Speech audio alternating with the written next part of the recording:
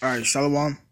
First, let's start by saying all praise to Yahweh, Bashim Yahushai, Bashim Kakadash, double honors to the elders and apostles that rule well, and salutations to the brothers that's doing truth and sincerity.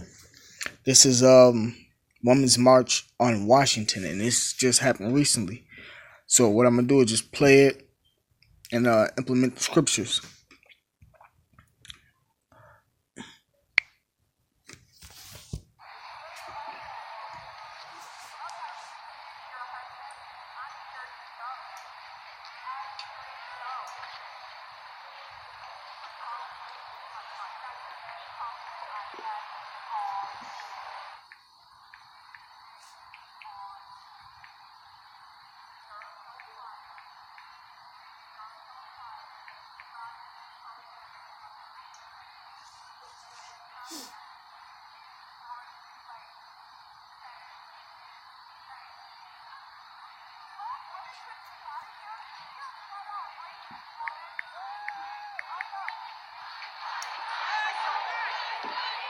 Let me hear you.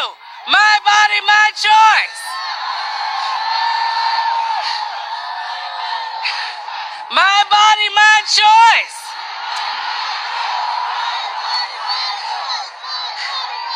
All right, good morning, everybody. Hello, Women's March. Are you excited? Are you ready? Are you committed? And are you staying in this fight? Good morning. I am Reverend T. Cherie Dickerson. I hail from Oklahoma City, Oklahoma, and I am privileged to say that I am currently serving as one of your board members for Women's March National. Do I have any of my Oklahoma crew from out here? All right. I gotta give shout outs to my homies. Everybody feeling okay today? We know it's a little chilly, and so I want to personally say that I thank you for your commitment, for your zeal, for your sass, and for your tenacity to come out and make a stand and say, we are here.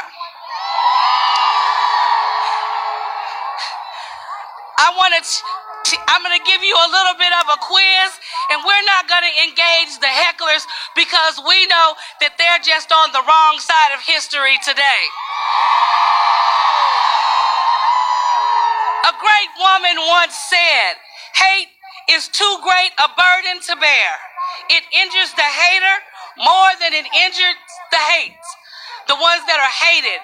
Do we agree with that? And so we're also going to say that today we're not dealing in the evidence of hate. We're going to deal with love. All right, I'm gonna stop it there.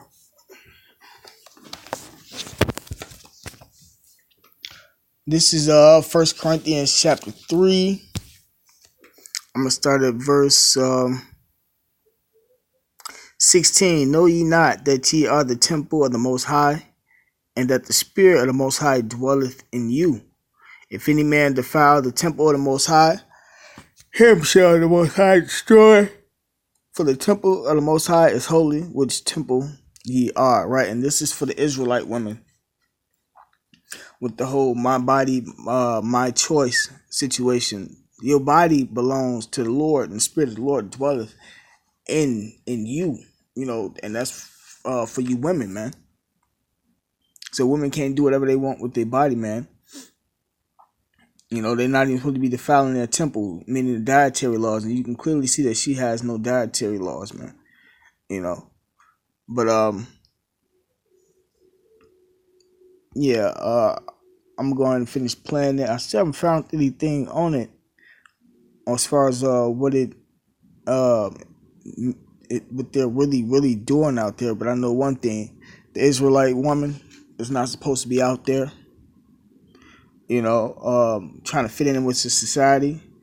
The whole hate and love situation. The Lord hates, you know, and what you see here is Israelite women coming together with women of the other nations. And that ain't even supposed to be happening, man. You know. So I'm going to finish playing the clip.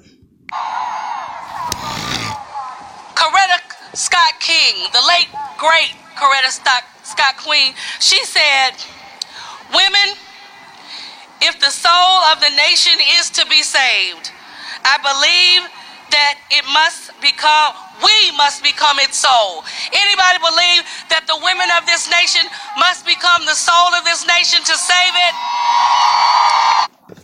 Yeah, see, there's a set order, man. The women's supposed to be up under the men, man. Ain't no woman supposed to be standing up, and this is just the way that they use the women to uplift the woman. You know, there's a natural order according to the scriptures, and these women who be claiming they Christians and everything, willingly don't follow the order. You know, even though that they know the order, man. But this right here is how Esau lifts up the woman and puts the woman up over the man and make the woman relevant. So I'm gonna grab this scripture right here. This is 1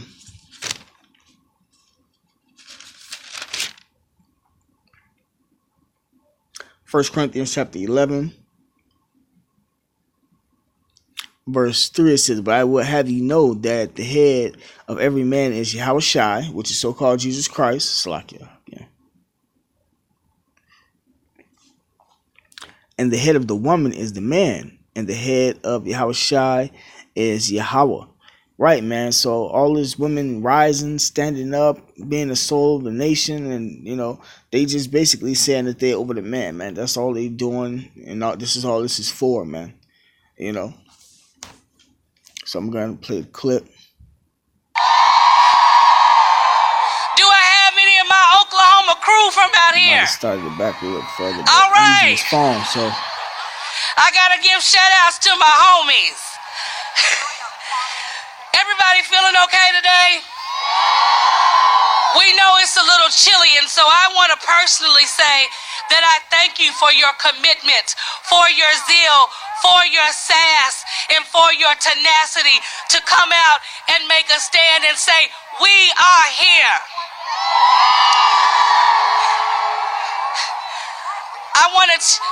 I'm going to give you a little bit of a quiz, and we're not going to engage the hecklers because we know that they're just on the wrong side of history today.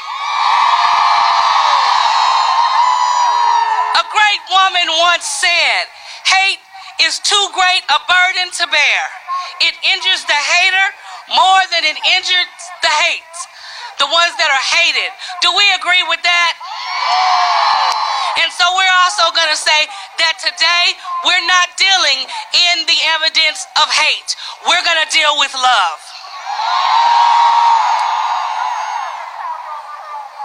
Coretta Scott King, the late, great Coretta Scott Queen, she said, "Women, if the soul of the nation is to be saved, I believe that we must become its soul." Anybody believe that the women of this nation must become the soul of this nation to save it?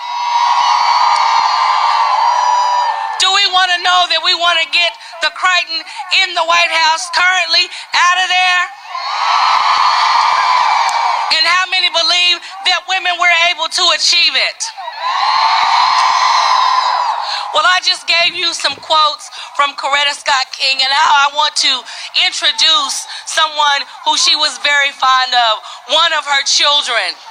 Martin Luther King III is an American human rights activist and advocate. As the oldest son and oldest living child of the great civil rights leader, Dr. Martin Luther King Jr. and the Coretta Scott King. Which we know Martin Luther King was a sellout. You know, and his kids and is moving in his footsteps, man. He has served as the 4th president of the Southern Christian Leadership Conference from 1997 to 2004. He is a human rights activist, and he is a person that also believes that love will always overcome hate.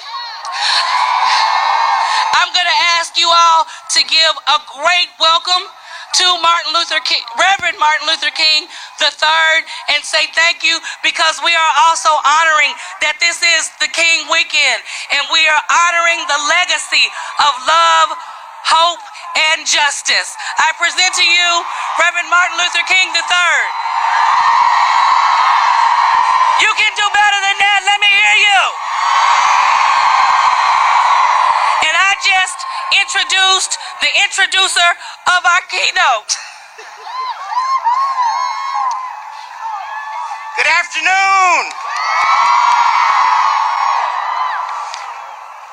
We are so honored to be here today with the Women's March, for we know that when women have come together, change occurs around our nation and world. Now, I am here to do a very simple task, but complicated to some degree, and that is to present my wife and the mother of our daughter.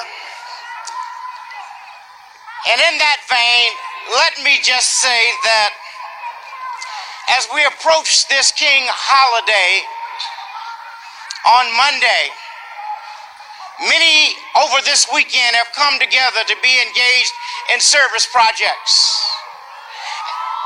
And I want to honor all the women,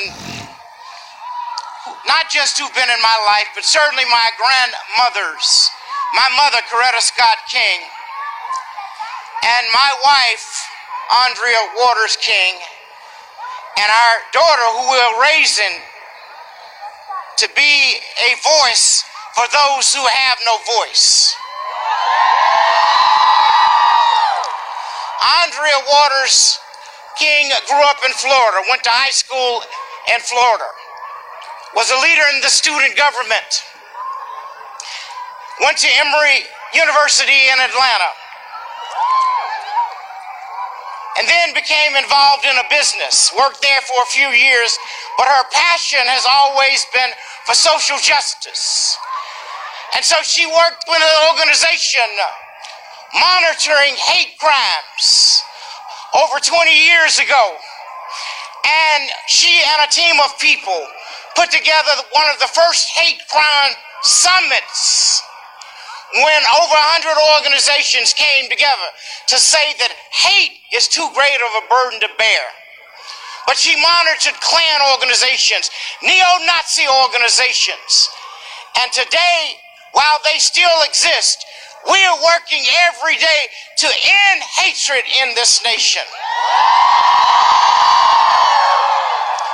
And so very quickly, since it's cold out here, let me present my wife, my partner, the mother of our child, and a great activist, Andrea Waters King.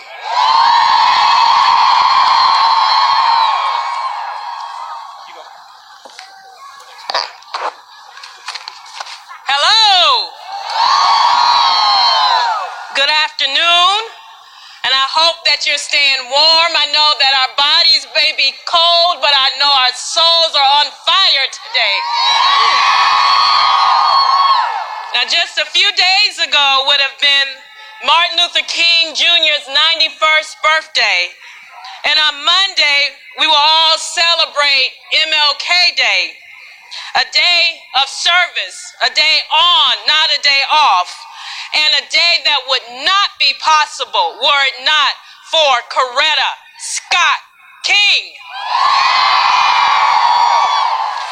It's ironic that America now more than ever is challenged to realize its dream by fulfilling the dream of Martin Luther King Jr. and Coretta Scott King. In their spirit, we can and we must work to seize the urgency of the moment.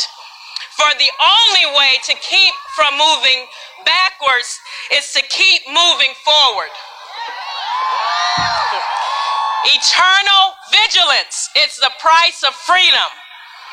Now, today, this year, this decade is the time to make real the promises of democracy and to know that each of us is made by our Creator to live as brothers and sisters and to respect the dignity and the worth of every man, woman, and child so that brotherhood and sisterhood will become more than a few utterances at the end of prayers, but a way of life and the first order of business on every legislative agenda.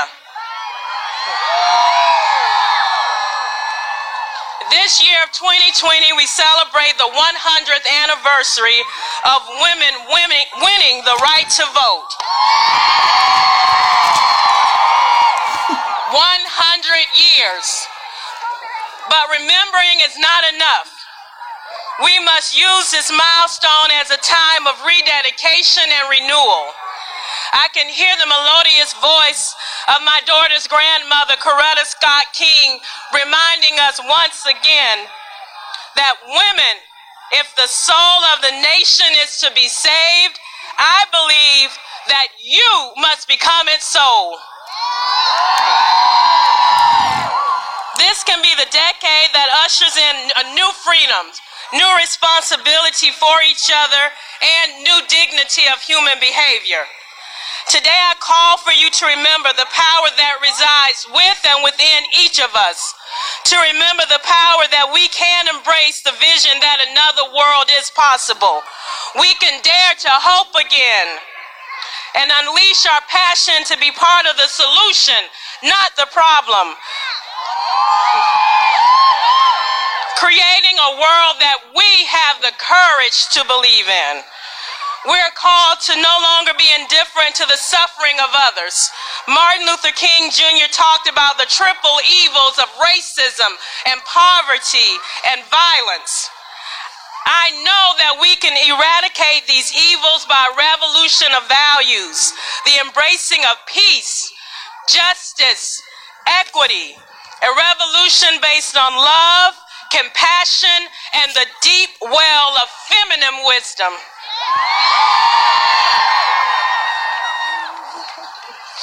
We can start through highlighting the beauty within and without. Express yourself beyond boundaries and limitations. Each one of us must heal ourselves and the planet, thus changing the devastating course that it sometimes appears that we are on. Creating a world we have the courage to believe in.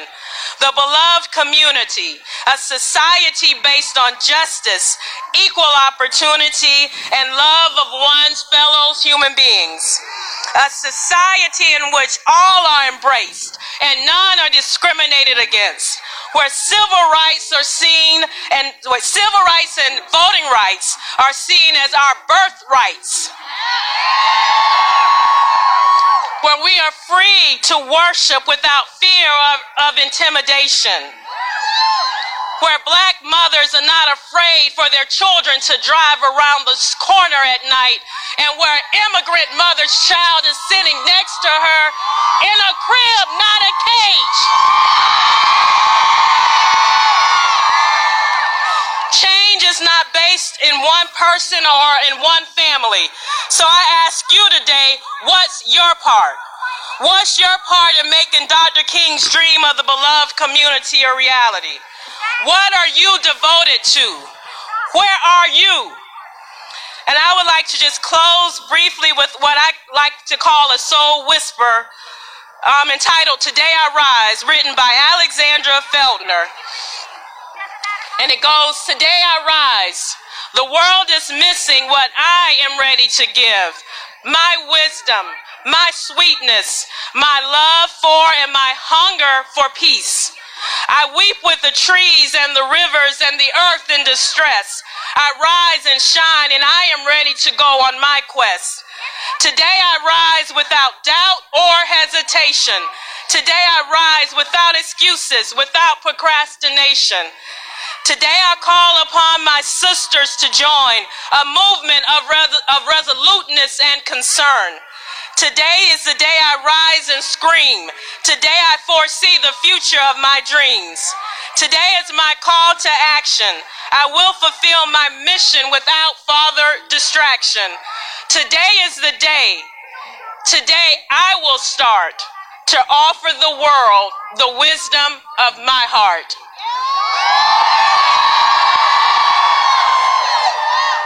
Thank you very much. Thank you for being here. Keep going. Don't ever be discouraged.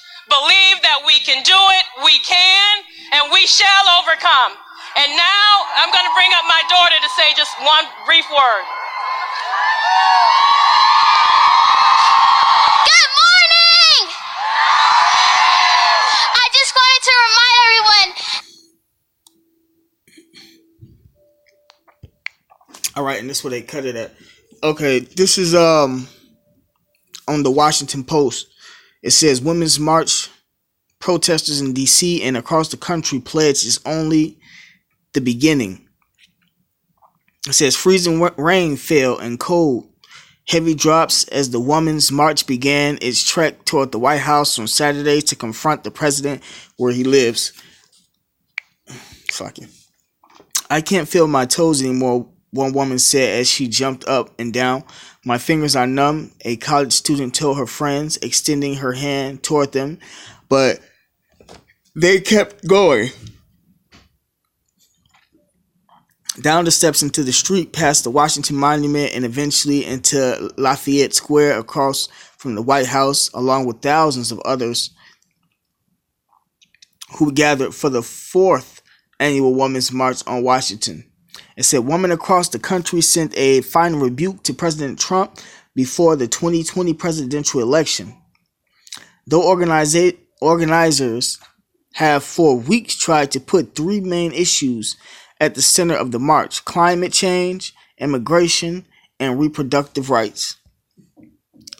Saturday's protests remain very much about the man in the White House, but many women said this year's march took on a new tone. Instead of feeling angry, fearful, and devastated by Trump's ascent to the presidency, demonstrators said they felt something new: hope. It says, I remember being at the first Women's March and I started crying while we were chanting, said Emily Anderson, 24, a district resident who brought her dog, Yogi. But today feels really different. It's more hopeful. I think that tells you a lot about how far we've come. The Women's March burst into the national consciousness in 2017, when it inspired millions to take to the streets in Washington and across the globe on Saturday. On Saturday, the annual feminist demonstration drew thousands to the nation's capital, as well as to hundreds of cities around the country, including New York, Los Angeles, and Denver, and demonstrations that organizers said was the beginning of the group's 2020 effort. Right, and I'm going to just end it right there. You brothers are welcome to read into it a little bit more. But, yeah, they marching for reproductive rights, immigration, and climate change, in which women are supposed to, the Israelite women, the Black Signs Native Americans, are supposed to be going back to the scriptures for understanding on that, man. Because the time we're living in, all of that, they going against prophecy, basically. So, I'm just grab a couple scriptures, because there are women that's going to be coming in the truth. 1. 2, a lot of women going to be destroyed, and it ain't like, we really care about them, but still, I stated in the beginning, this is only to lift up women, to keep the woman rebellious against her husband, and to go against the scriptures.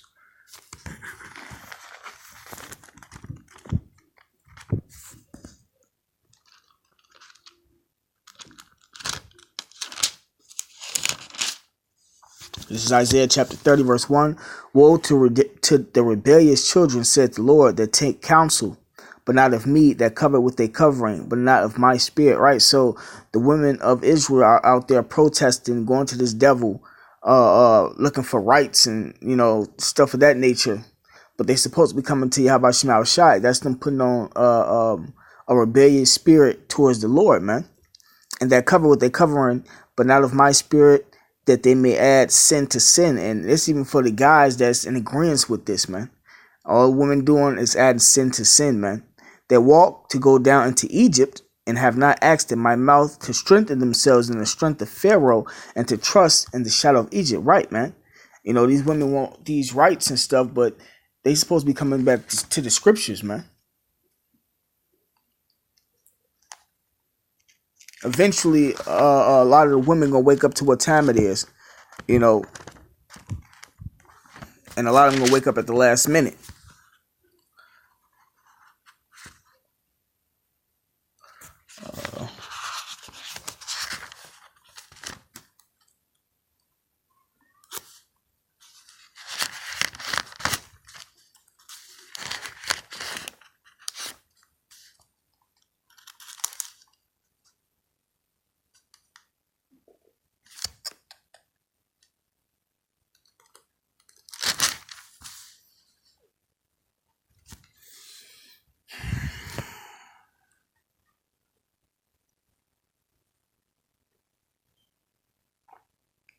This is Romans chapter 13, verse 11. And that knowing the time, that now is high time to awake out of sleep. For now is our salvation nearer than when we believe. Right. So, for the women that are listening, it's high time to wake up out of sleep, man. Come up out of the philosophies of America and know that you're an Israelite woman and you're not supposed to be protesting with the rest of these heathen nations, man. That was set up so that you can go against the Lord and uplift yourself and have all these rights to come against your man and keep the house out of order, man. This ain't nothing that's out there trying to help no woman. And then you ain't even supposed to be getting your kid. You ain't even supposed to be having no abortions according to the Bible, man.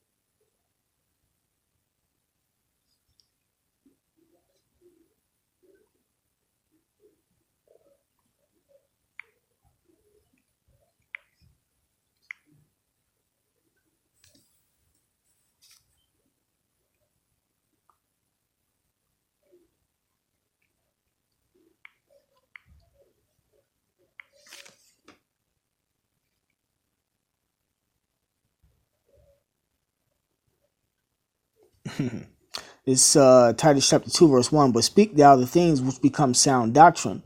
And that's what I'm doing through the spirit and power of Yahweh Shema Shai. That the aged men be sober, grave, temperate, sound in faith and charity and patience. The aged woman likewise, that they be in behavior as becometh holiness. And this isn't holy. Not false accusers, and women are false accusers, not given to much wine, teachers of good things, right? And if you're teaching your daughter to go out there and do this and be a part of this, that you got a right to choose if you can have an abortion or not, to go protest for the immigrant children, in which the reason why they're going through what they're going through is because Yahweh Shema Shai, and the fact that the women don't want to come back to the Lord, so the Lord doing them like that, then you're out of order if you're teaching them that, man, and which you're gonna be destroyed eventually. It says that they may teach the young women to be sober, to love their husbands, to love their children, right? To be sober, man, not drunken with these philosophies of this world, man. To know that this right here is a device of Satan. This is how Satan keep things out of order and confused.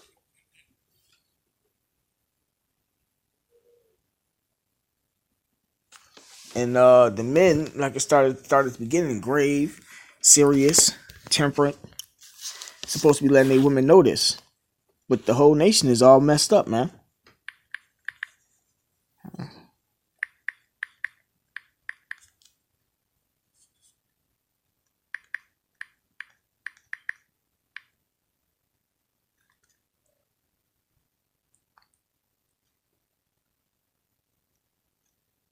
This 2 Corinthians chapter 2, verse 11, lest Satan should get an advantage of us, for we are not ignorant of his devices. And this is a device of Satan.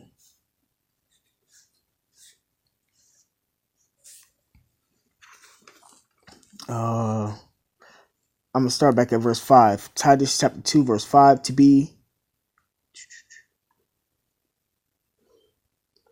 It's Titus chapter 2, verse 4, that they may teach young women to be sober, to love their husbands, right?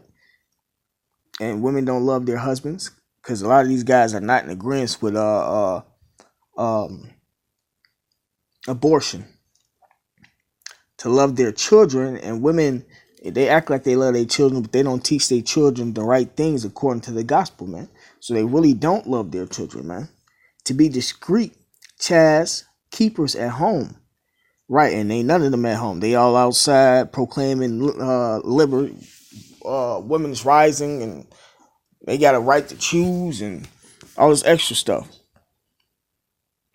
It says, keepers at home, good, obedient to their own husbands. They're not supposed to be out there asking another man for the right life and all this extra stuff, man. That the word of the Most High be not blasphemed, man. And that's for you Christian women that's claiming y'all selves to be Christians, man. Y'all, if y'all out there participating or in agreement with all this, y'all going off. In which a lot of women gonna die more than men anyway, because there's more women than men, you know. But let me see. They want to proclaim woman's wisdom. The Lord took the woman's wisdom, man. The woman's supposed to be up under her man, getting this instruction. But I'm gonna grab these last two scriptures.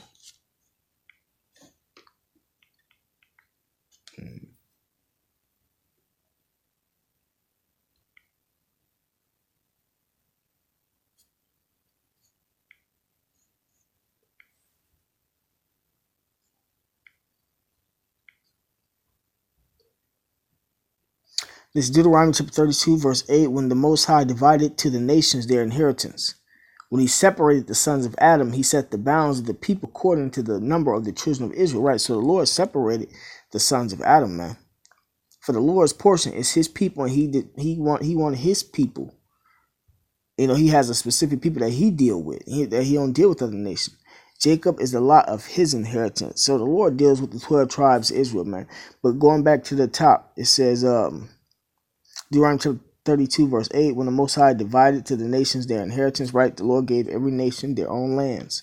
When he separated the sons of Adam, right, there was a separation. He set the bounds of the people according to the number of the children of Israel, right? So the Lord gave everybody the land and then gave Israel a specific land. The Lord only deals with Israel out of all these nations, all that Martin Luther King love-hate situation. The Lord is not with that. Everybody coming together. I have to find that precept. That was one of the first ones I learned when I came in.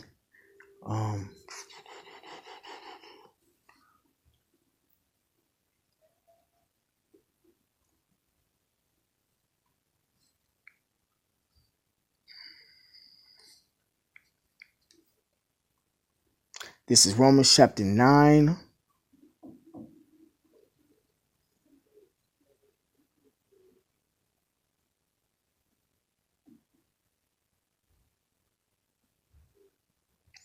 Verse 13, as it is written, Jacob have I loved, but Esau have I hated. Right, so the Lord God himself hates. Jacob represents the 12 tribes of Israel. Esau represents represents this Caucasian race, you know, and the Lord doesn't deal with them, man. I'm going to read it again. As it is written, Jacob have I loved, but Esau have I hated. Right, so God hates, man. As it's written, I said, what shall we say then? Is there unrighteousness with God? Just to let you know that that's God. The Most High forbid. For he said to Moses, I will have mercy on whom I will have mercy, and I will have compassion on whom I will have compassion, man. So the Israelite woman always liked to hold hands and, live the American dream. But it says in Isaiah that the dream gonna fail, man. The vengeance shall not come, man. We're at the time of the end of this society called Babylon, which is America, and people not getting that. But that's cool. The Lord has a 2/3 and a 1/3, man. So, I want to drag it out. Brothers welcome to look more into it. I just want to hit a couple points. This is wickedness according to the Bible. The women of our nation and the men of our nation all together are not in the right spirit. But there's a judgment for that. But with that being said, all praise to Yahweh Shemel Shai. Double honors to the elders and apostles that rule well. And salutations to the brothers that's doing the truth and sincerity. Shalom.